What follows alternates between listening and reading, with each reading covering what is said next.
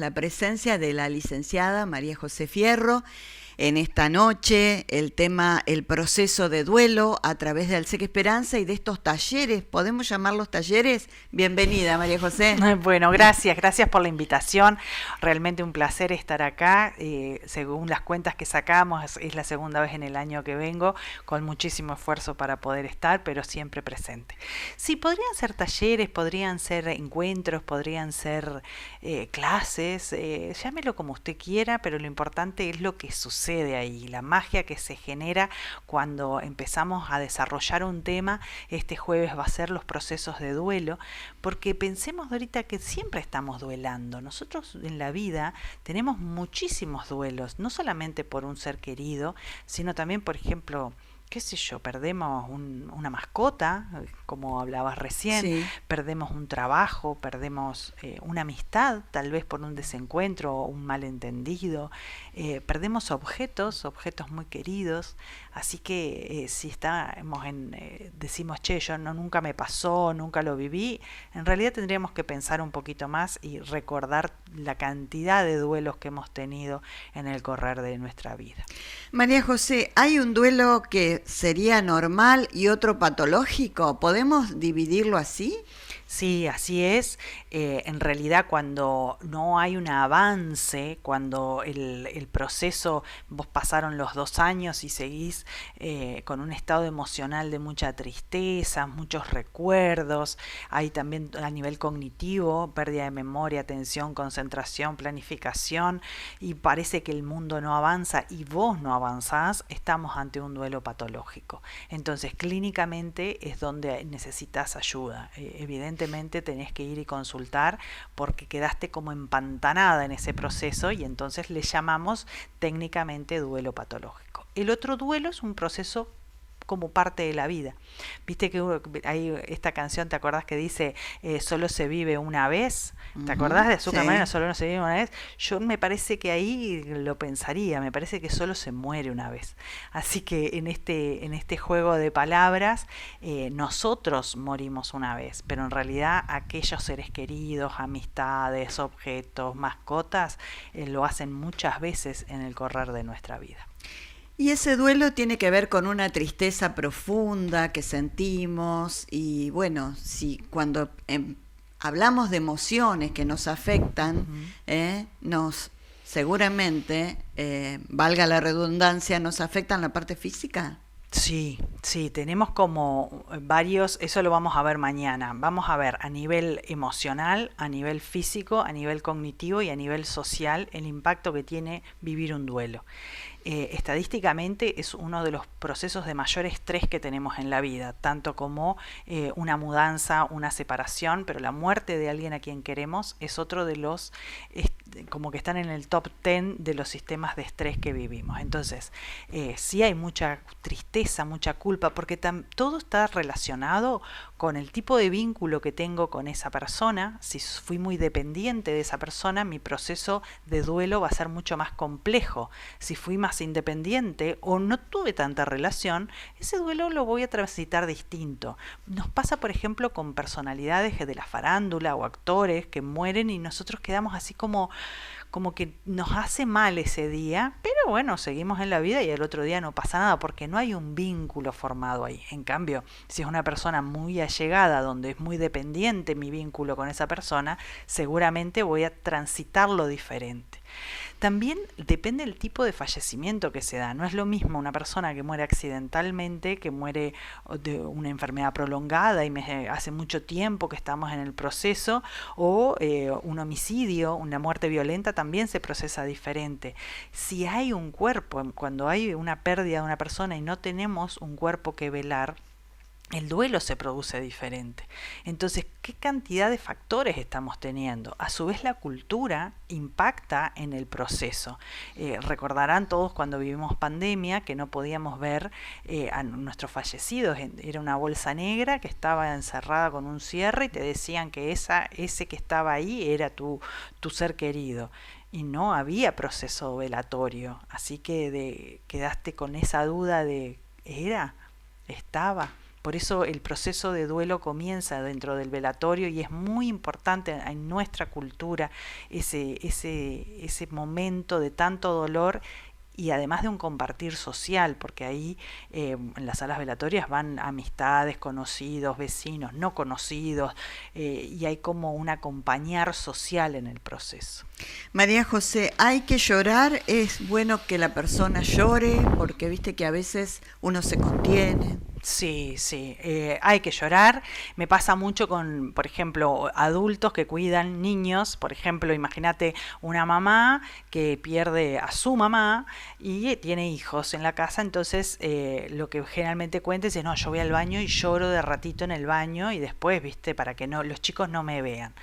Pero en realidad el chico tiene que ver ese proceso de duelo porque, como decíamos al principio, es parte de la vida. Entonces queda como una desadaptada social, ¿viste? Como que el niño dice, pero ¿por qué no llora o no la añora la abuela que ya no está más, mamá está bárbara? Es como que queda raro esto en el proceso. Así que permitamos esto de llorar, de mostrarnos vulnerables con quienes nosotros sintamos que tenemos el espacio. Fíjate que en las redes sociales es muy poco lo que se presenta de tristeza, sino que siempre estamos así como fantásticos. Y bueno, tiene que ver un poco esto, el momento de vida que estamos teniendo, en donde estamos siempre empoderados y siempre estamos felices y está todo bien. Entonces nos resistimos muchísimo a los procesos de separación, de duelo, de pérdida, y no estamos tan entrenados como pensábamos. Eso se llaman técnicas de afrontamiento, y cuando no las tenemos, entonces ¿a qué acudimos? Y a la pastillita para dormir, a la pastillita para despertarme, a no pensar, a evitar, a no recordar. Entonces esto enlentece todo lo que es ese proceso. Ya que nombraste los niños y se les dice se fue al cielo, se fue de viaje, eso está bien, ya que traes esto de que tenemos que llorar, que no nos escondamos. A los chicos, ¿les tenemos que decir la verdad? En realidad eso va a depender de cada sistema familiar. La orientación que damos es sí, decilo, contalo y explícalo, de acuerdo también a tu experiencia y tu conocimiento, lo que vos creas. Tal vez vos crees que la persona se murió, o tal vez se fue al cielo, o se convirtió en una estrella, o está al lado de Dios, o está con toda la familia que ya no está. Eso va a depender de cada sistema familiar y no lo vamos a juzgar, simplemente lo que vamos a tratar, porque el niño, acordate que el niño lo que vos le decís es palabra santa. Entonces esa expresión que vos digas es lo que va a reproducir, repetir y va a guardar en su interior hasta que termine siendo adulto y puede resignificar eso. Entonces siempre la verdad no tiene las patas cortas, así que va a durar mucho más y está bueno para que tenga una lógica y un entendimiento. En los niños, los animales, las mascotas nos ayudan muchísimo a que los niños puedan comprender lo que es el proceso de muerte, porque no pueden entender que la gente se muera, y el suicidio, por ejemplo, para los niños es algo muy difícil de comprender. Entonces, bueno, las mascotas, los abuelos, aquellas personas que empiezan a faltar en los sistemas familiares son los que empiezan a entrenar a los niños en esto de las pérdidas. Bueno, y lo otro, ya que hablaste de las redes, tenés toda la razón, ¿no? Nos mostramos felices, alegres, en familia, tomando, comiendo. Y está la otra parte, está la parte de la tristeza, del dolor, eso que no se muestra. Porque eso es una cultura esto. Claro, porque lo vulnerable, estar roto, no sirve, no vende. Nadie se aleja la gente de la gente que anda mal. La gente cuando está divertida, es empoderada y anda bien, tiene muchísimos amigos. Cuando la estás pasando mal, en realidad te quedás muy solo, solamente los de fierro quedan con vos. Y eso lo podés ver en las distintas experiencias que tenés de la vida. Pero es una cuestión hasta defensiva, como que, ay no, pero me pasa mucho con los pacientes oncológicos, ay no, perdí muchos amigos, ya no me invitan, porque en realidad es como un efecto de, che, no me irá a pasar a mí esto de tan mala onda, y te pega la mala onda, y viste que toda esto que está alrededor de uno cuando está pasando un proceso que no solamente es de duelo, podés duelar la separación, por ejemplo, con una pareja, eso es un duelo también que vivimos. Entonces, viste que dicen, uy, sí, acá hubo una temporada, cayeron 3 matrimonios, 5 matrimonios, que se me vaya a pegar. Entonces, ese miedo está irracional de que te vas a contagiar de algo negativo. Y por lo tanto, hay un aislamiento social. Igualmente, la persona que está duelando tiene esto de sentirse mucho más introspectivo, necesita más el aislamiento. Es más, en muchas culturas, después de un mes, hasta un mes, un año, no podían salir. Me acuerdo en Venezuela, era pasado el año que podías tener actividades sociales una vez que terminaba la época de duelo, y no podías vestir otro color que no sea el negro. Entonces, imagínate el efecto que tiene esto. Sí. No sé cómo estamos de tiempo, pero antes de irme quiero hablar un poquito de los objetos. Hay el tema de qué hacemos con el objeto cuando ya falleció, ya no está. Está la ropa, está el reloj, está la pala, aquello que para mí sé que tiene un significado. Bueno, eso también lleva a un proceso, hay que duelarlo y hay que organizar todo esto. Porque esto de guardar, apoderarnos, también nos lleva a ser muy doloroso esta despedida, porque si bien no lo tengo físico, trato de mantener la ropa. Por ejemplo, tengo muchos testimonios de gente que guarda en el ropero y huele, trata de recordar de alguna manera a aquella persona que se fue. Entonces no está tan bueno. Y si volviendo a las redes, viste que en el Facebook, por ejemplo, te salen los recordatorios de hace un año, de hace 2 años. Entonces es como que abrís la caja de fotos de antes y te pones a revisar y recordar. Entonces este recuerdo constante hace que la evolución no avance. Está bien, lo recordamos, pero en algunas fechas, no todo el tiempo, porque si no nuestra vida no continúa. Y de eso se trata, de que continuemos. Sí, María José, tengo varias cositas. Bueno, primero que no queremos sentir dolor. Entonces, si me pasó esto, estoy en etapa de duelo, voy al psiquiatra o no, y me tomo una pastilla, un antidepresivo. ¿Ahí estoy tapando el dolor? Sí, porque no lo quiero sentir. Por eso, cuando estamos en estos procesos, lo ideal es conectar con ese dolor, sentirlo. Aparte son punzadas en el corazón, en el pecho. Tenemos anorexia, se nos cierra el estómago, bajamos muchísimo de peso. También puede pasar como una rumiación constante en tu cabeza. Estás todo el tiempo pensando en una anécdota, en una situación. No podés, estás muy distraído, no podés avanzar en tu día, porque te perdés en lo que estás haciendo, estás como embotado en esto. Y ese dolor, si yo lo tapo y no lo quiero sentir, y entonces tomo pastillas para no sentir, no lo proceso. Hay que tener momentos para esto, por eso las amistades muchas veces nos ayudan un montón en, a ver, te abrazo, lloremos. Y la terapia del duelo, cuando ya tenemos un paciente que va a terapia, lo que hacemos es una y otra vez pedirles que nos cuente anécdotas, cuestiones del vínculo, cómo era. Y vos te vas viendo cómo el paciente va liberando la angustia, porque al principio tal vez no puede ni hablar porque no para de llorar. Pero ya en el segundo encuentro va más liviano, en el tercero, y así hasta que aprende a vivir con esa pérdida. Lo otro que vos mencionaste, hay mucha gente que por esto de que vos decías, la mala onda, no me contagie, no va a visitar a los enfermos, y en este caso enfermos oncológicos que por allí necesitan del apoyo de sus amigos. ¿No van por esto, por ese mensaje que hay en la sociedad? Y sí, sabemos que los procesos de enfermedad duelen. Entonces, al no verlo, a mi ser querido enfermo, obviamente que hace que yo evite ese momento.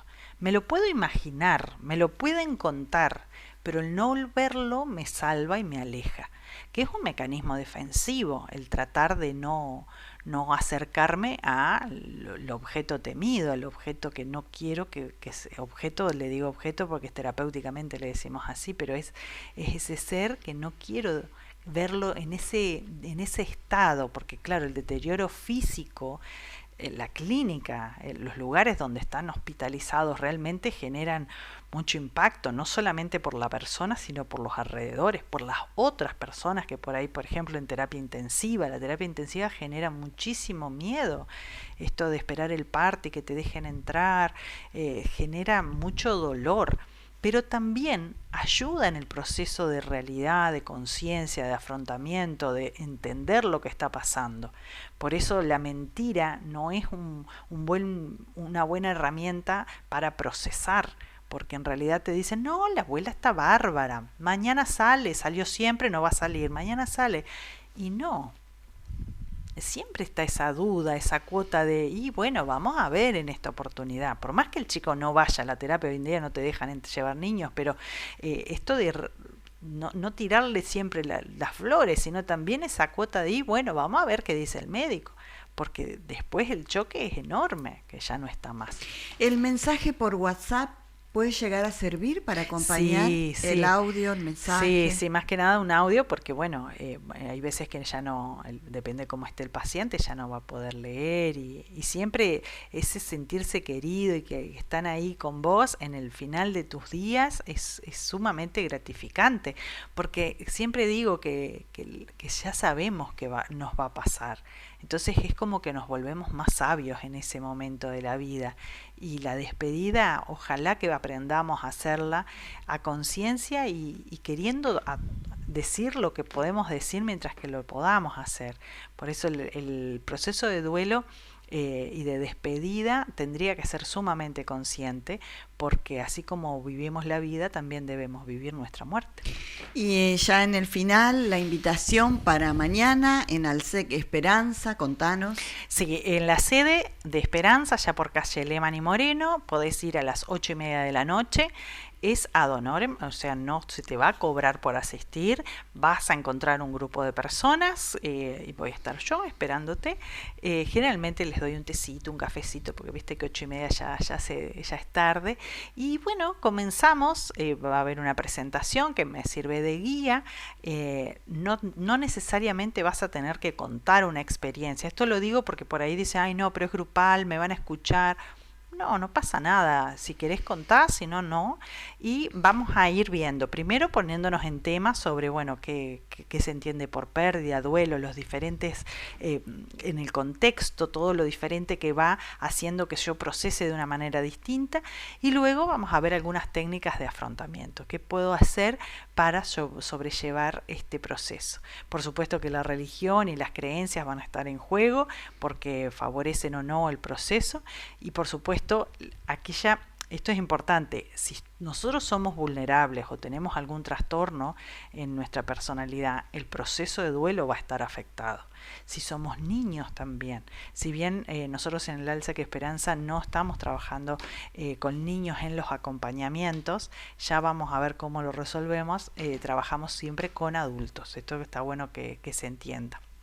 Muchas gracias por tu presencia, por tu visita, porque nos encanta tenerte, porque son tan valiosos tus aportes y bueno, nos pareció oportuno para toda la comunidad y a su vez para los enfermos oncológicos. Recibo muchísima gratitud, muchísimas palabras hermosas de diferentes personas que saben de estos acompañamientos, así que bueno, quiero que sepan que se hace desde el corazón y con mucho amor. Y le pregunté a Ailina, le digo, che, voy a lo de Dorita, ¿hay algo que adelantar? Y bueno, se viene una bomba para octubre, septiembre. Sí, vamos a hacer algo súper lindo. Lo único que puedo decir es, no te cortes el pelo aún, esperanos. Así me dijo que tengo que decir. Bueno. Venimos con una campaña para septiembre-octubre. Está genial. Bueno, sí. Muchas gracias. No, por favor, a vos. Vamos, ahora nos quedamos con la duda. Sí, yo le voy a mandar un mensaje. Sí, mandale, que ya no me dijo ni cuándo, ni cómo, ni qué, pero bueno, se viene por ahí la cosa. Bueno, gracias. Gracias.